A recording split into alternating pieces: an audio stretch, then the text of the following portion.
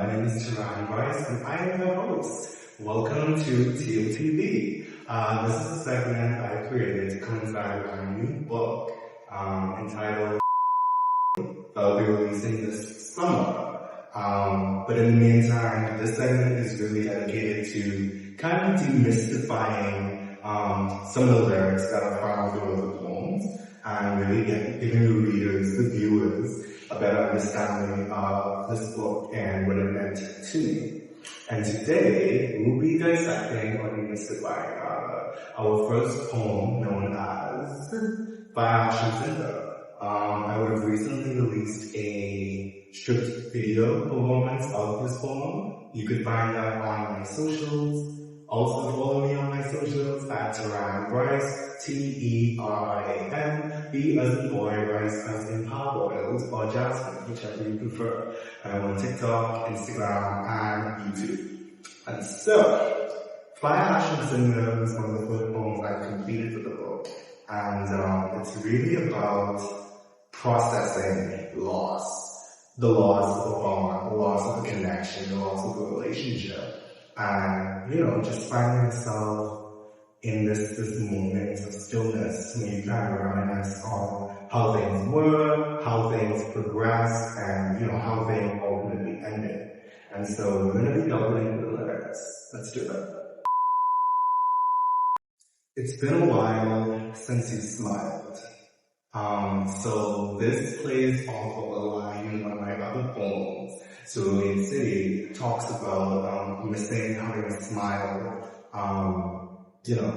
It's the book is very it's a mental health book. It's a book it's a mental health journey from darkness to light, and in the process of that, you come to understand that the darkness isn't necessarily something that should be fair. It's something that should be embraced. So it goes, it's been a while since you smiled. In the hazy hush of your own company, inhaling trees quite comfortably. That's what I realized the other day. I'm mentally waiting, relationships fading, bonds are burning fast away. So, it's been a while since you smiled. It's been a while since you've actually been feeling more or less like yourself. You've been happy, you haven't been depressed or down. In the hazy hush of your own company, by yourself. Inhaling trees quite comfortably. That's just a fancy way of, I think I was in my vaping era during this time. So that is just a fancy way of saying that. That's what I realized the other day. When you're smoking, another moment you just reminisce. It's very bad. I'm mentally waiting, relationships fading, bonds are burning fast away. That's what's happening. My mental is all over the place. Here I am processing this relationship that's fading, that's going away. The bond, it's burning, it all happens so fast and disconnect. Okay, next segment. Only remnants of some ashes, carried by a spring-scented breeze, collecting like dust allergens, coercing me to sneeze.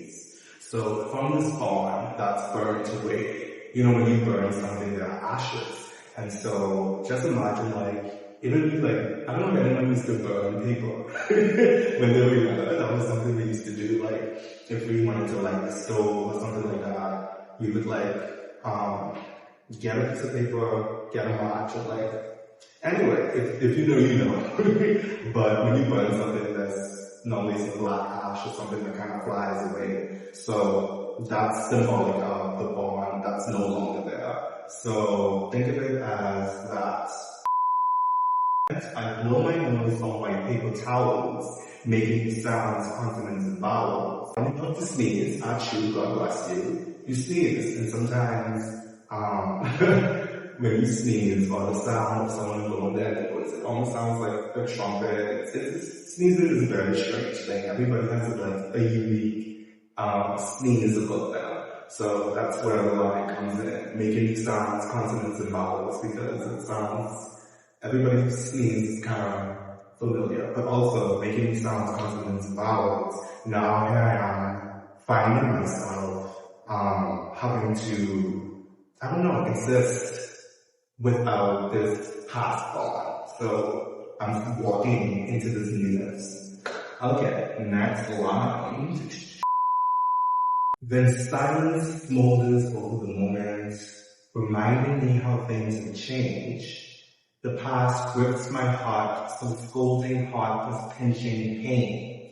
Sometimes when we reflect on certain memories and experiences, especially if they're traumatic, sometimes you literally feel like a pang of like pain in your chest, or sometimes you may feel like a burning in your chest, depending on what that particular memory brings back for you. So, yeah.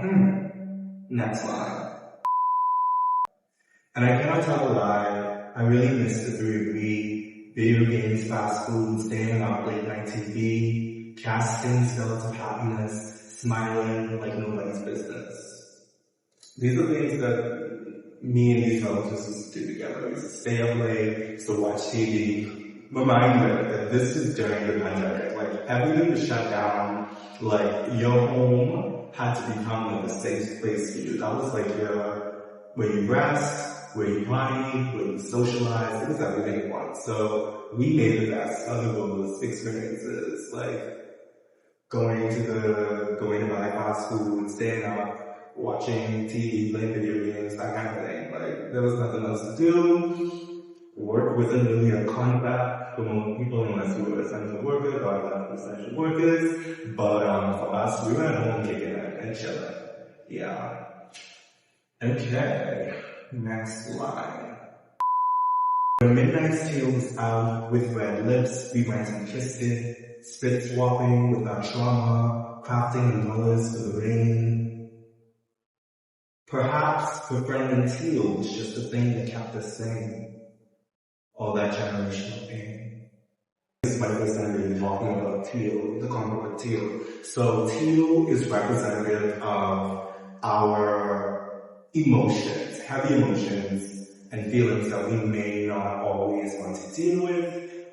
So like depression, anxiety, suicidal ideation, like things of that nature, these very dark and heavy feelings. Those are representative of Teal.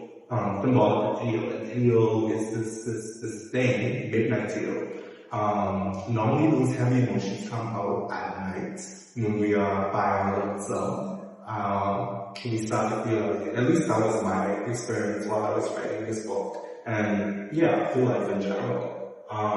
So yeah, when midnight teal is out with red lips and kissed it, like, because of community, we were able to, I don't know, get through whatever feeling, depression, trauma, and things of that nature that we were experiencing.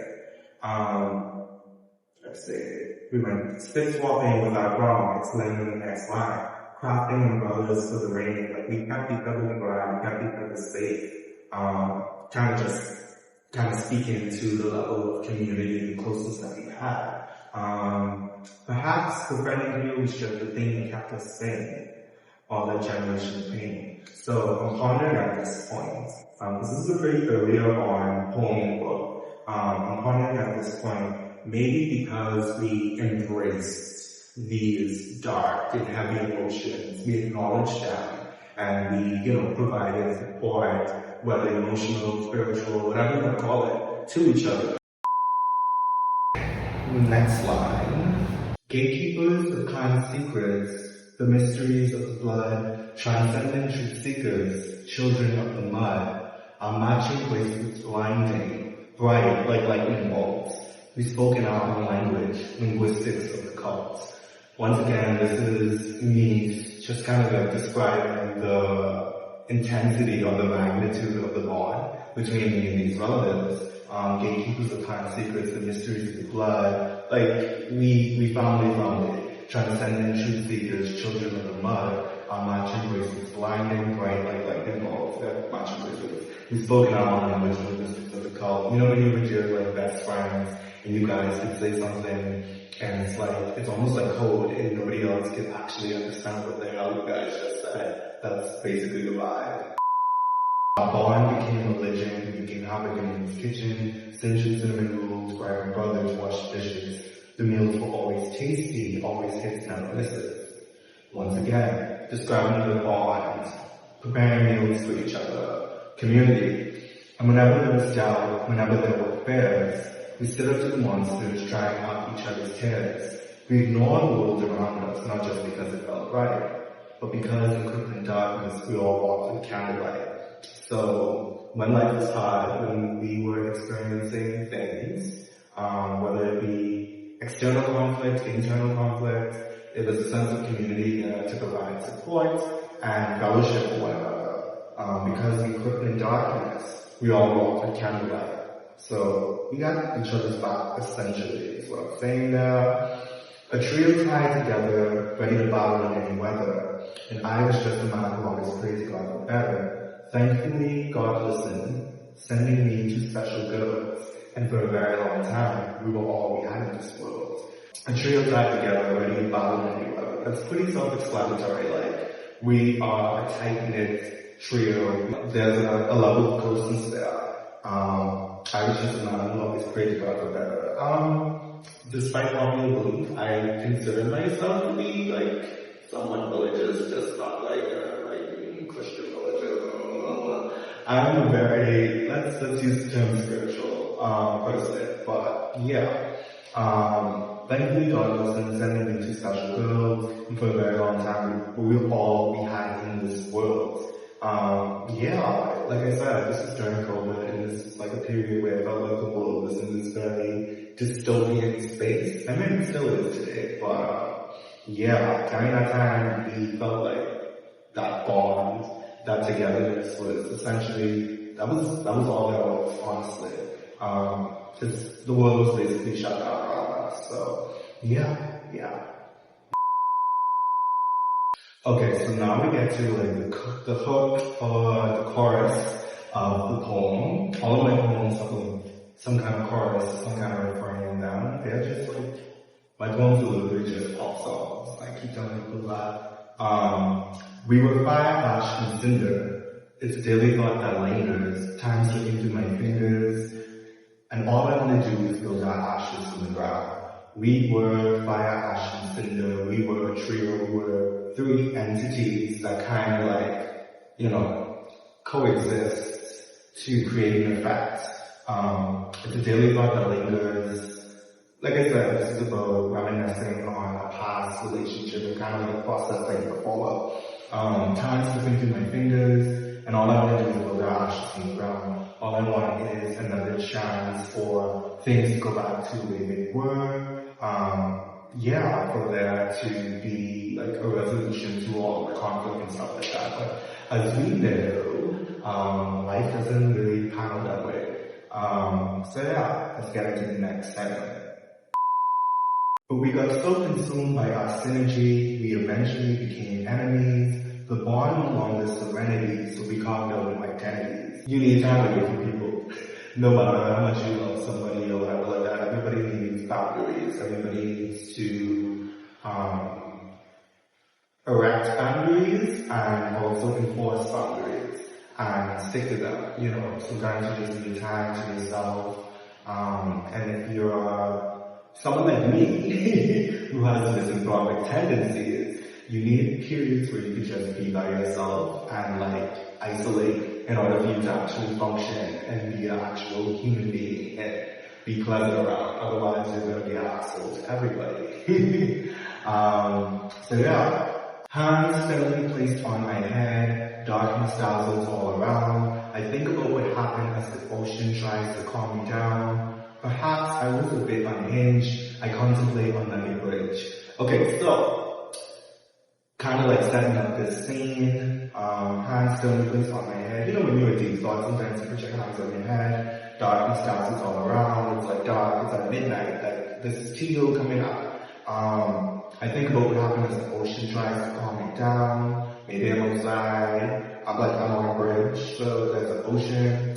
Perhaps I was a bit unhinged. I contemplate on the bridge. So, thinking about how I handled the situation, maybe, sometimes if you are somebody who identifies as being, self-aware, you tend to in hindsight or in retrospect, kind of look back at how you handle things and how you possibly could have done it better. Yeah, I contemplate on Nugget Bridge. So Nugget Bridge is a bridge that is on the outskirts of Cerulean City, which is Pokemon. We're talking about Pokemon right now. So yeah, this coincides, like the whole book aesthetic is like this 90s, this nod to 90s anime and, you know, 90s anime and pop music. So there's a lot of Pokemon, like OG Pokemon references and a lot of Cinder references. Nugget Bridge is the actual place outside of Cerulean City. The poem before this is called Cerulean City. The setting for the book is like a Mayan version of Cerulean City, which is really just inside my mind. So yeah, let's see. Let's go to the next part. I talked about this part of my story.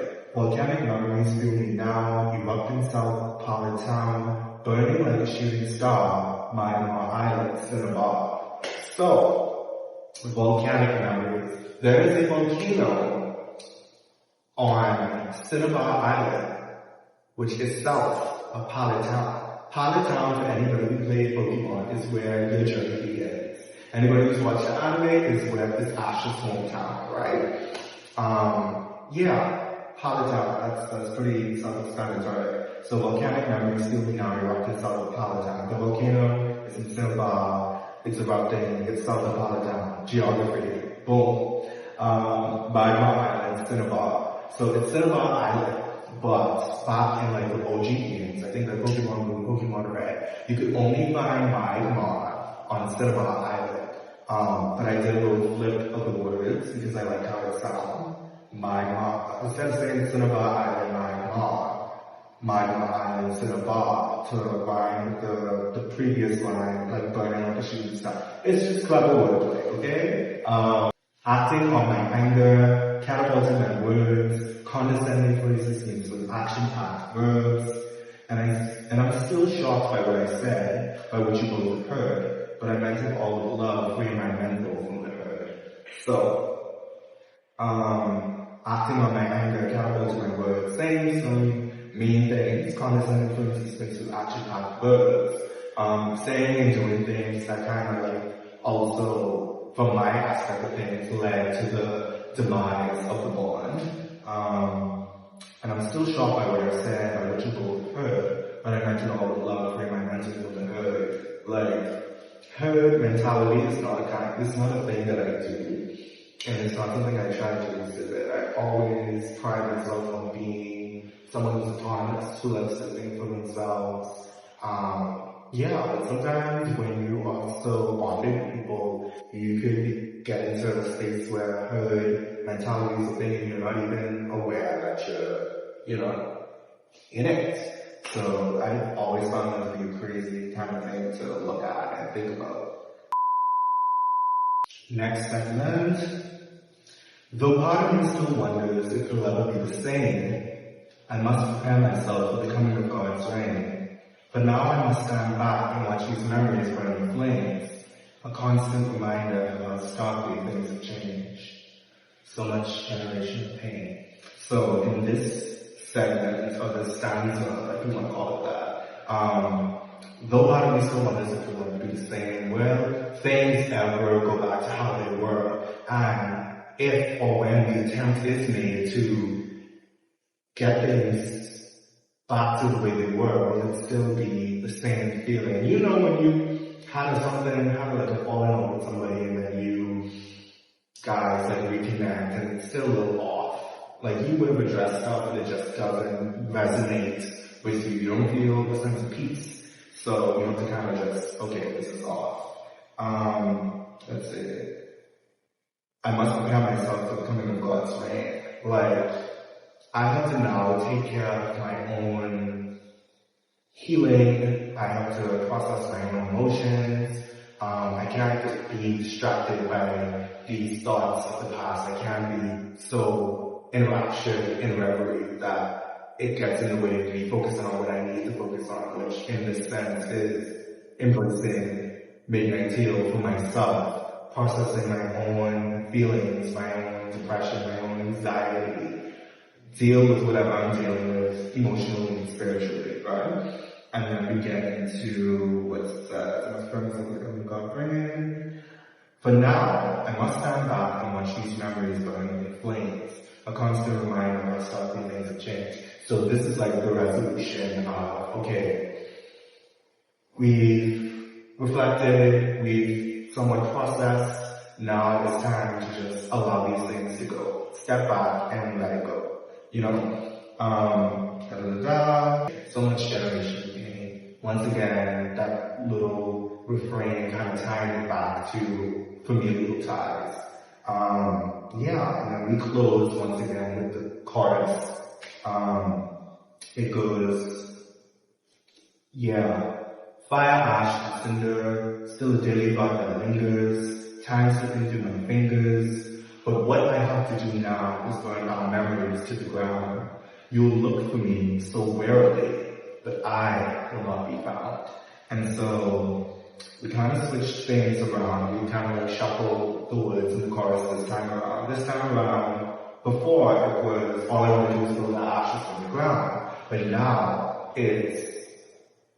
but what I have to do now is burn our memories to the ground. Like, there's no more wanting to rebuild this. You have to accept the fact that it was a period, it was an era, you got to experience it for what it was, you had fun, you laughed, you cried, whatever. Now it's time to move forward.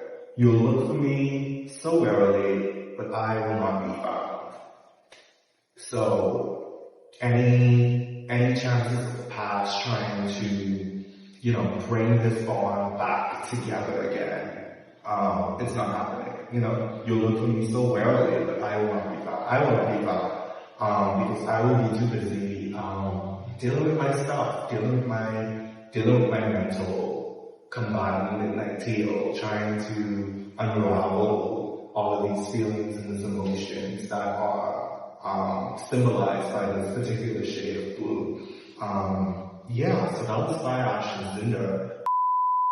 Fire, Ash, and Cinder was like one of the first times, I guess, in writing this book, as you'll see through the book, where I'm processing some kind of loss, some kind of traumatic event, some kind of, something that fucks with my mental in some way. And I have to now sit with those feelings in order for me to move on to what the universe and life has for me next. I think that's all I'm going to say about the book for the time being. So that was Fire, Ash, and Cinder. If you guys made it to the end, you deserve a pat on the back, vanilla, a chocolate chip. Let me know which cookie you want.